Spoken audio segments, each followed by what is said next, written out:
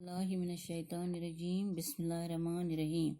پیارے بچوں، آج ہم مثنوی کے متعلق پڑھیں گے کہ مثنوی کسے کہتے ہیں۔ مثنوی کے لغوی معنی دو کے ہیں۔ یہ نام اس نظم کا ہے جس کا ہر شعر اپنے دونوں مصروں میں ایک ہی قافیہ رکھتا ہے، لیکن ہر شعر کا قافیہ علیحدہ ہوتا ہے اور بہر تمام اشعار کی ایک ہی ہوتی ہے۔ مثنوی کے اشعار کی تعداد بھی مقرر نہیں، ہاں مضمون مسلسل ہوتا ہے۔ مثنوی کے لیے کسی خاص مضمون یا خیال کی پابندی نہیں، کہانی، تصوف، اخلاق، عشق و محبت، غرض ہر بات اس میں نظم کی جا سکتی ہے۔ اردو ادب کی طویل مثنویوں میں دیا شنکر نسیم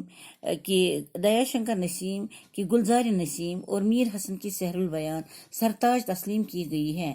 مثنویاں عام طور پر چھوٹی بحروں میں لکھی جاتی ہیں۔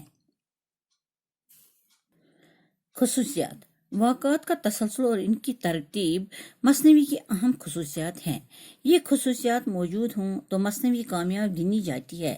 واقعات، نگاری اور اسلوب بیان: واقعات اس طرح بیان کیے جائیں کہ ان کی ایک ہو تصویر سامنے آئے۔ واقعات فرضی ہوں یا اصلی، ان کا اصل لگنا بیان کرنے کے ڈھنگ پر منحصر ہے۔ مثنوی میں اس دور کے رسم و رواج، بول چال اور طرز معاشرت کی عکاسی کی جاتی ہے، اور جس ڈھنگ سے یہ عکاسی کی جائے اسے واقعہ نگاری کہتے ہیں۔ مثنوی کی مقبولیت کا دار مدار عمدہ زبان اور بہترین پیرائے اظہار پر ہے۔ بہترین مثنویاں وہی ثابت ہوئی ہیں جن کا اسلوب بیان عمدہ ہے۔ مثنوی کی تاریخ: اردو میں مثنوی لکھنے کا سلسلہ دکن سے شروع ہوا۔ دکنی اردو شعراء نے مختلف موضوعات پر مثنویاں لکھی ہیں، جن میں شاہ میران جی کی خوش نامہ اور شاہ برہان دین کی وصیت الہادی مذہبی مثنویاں ہیں۔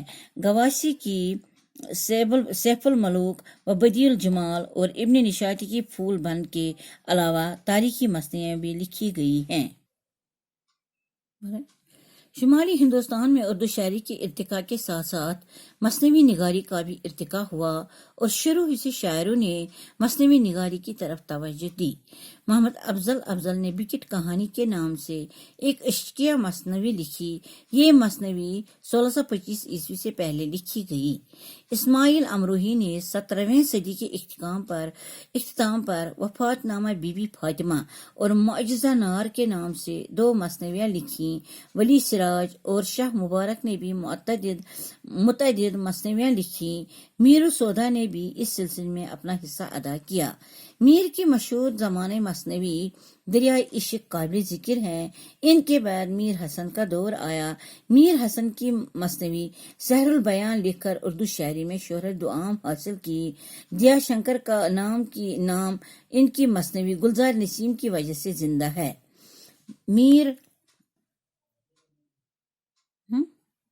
میر حسن اور دیا شنکر نسیم کے بعد مرزا شوق نے کئی مثنویاں لکھی، جن میں زہر عشق اور فریب عشق بہت مشہور ہوئی۔ محسن کاکوری نے مذہبی زندگی کی کئی مثنویاں لکھی، جن میں چراغ کعبہ بہت مشہور ہیں۔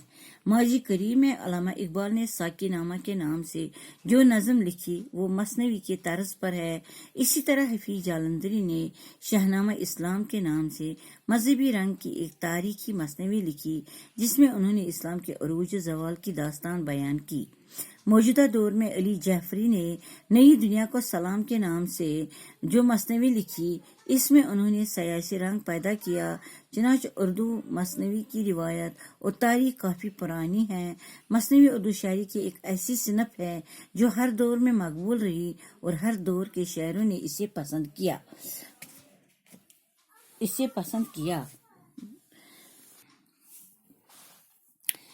میر حسن کی مثنویوں میں سب سے زیادہ شہرت سحر البیان کو ملی۔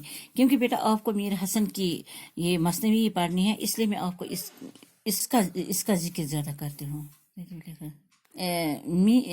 اس کا یہاں پر اسی کا تذکرہ کرتے ہیں کیونکہ آپ کو یہی پڑھنا ہے، میر حسن کی مثنوی سحر البیان۔ اس کو سب سے زیادہ شہرت ملی ہے۔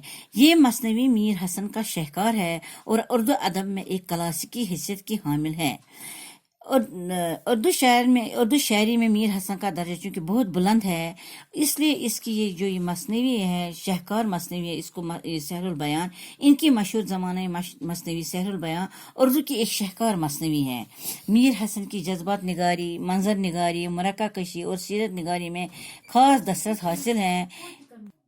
اس مثنوی میں میر حسن نے اپنی مصرانہ شاعری کا کمال اس انداز سے پیش کیا ہے کہ واقعات کی تصویر ہو بہو سامنے آ جاتی ہے۔ بقول مجنون گورکھپوری، میر حسن اور ان کے پوتے میر انیس دونوں تشبیہات و استعارات سے کام لیتے ہیں جو ایک مصور مختلف رنگوں سے لیتا ہے۔ میر حسن نے جو یہ مثنوی لکھی ہے، انہوں نے اس مثنوی سے اردو کو اتنی ترقی ملی ہے، اس مثنوی سے اردو کی شاعری کو اتنی شہرت ملی ہے کہ میر حسن کا نام آج تک زندہ ہے، اور اردو شاعری میں اس کا بہت بڑا مقام ہے اردو شاعری میں ان کا۔ تو میر حسن کی یہ مثنوی سحر البیان لکھ کر اس نے اردو شاعری کو میں شہرت دوام حاصل کی، اور ان کا نام ہمیشہ زندہ رہے گا۔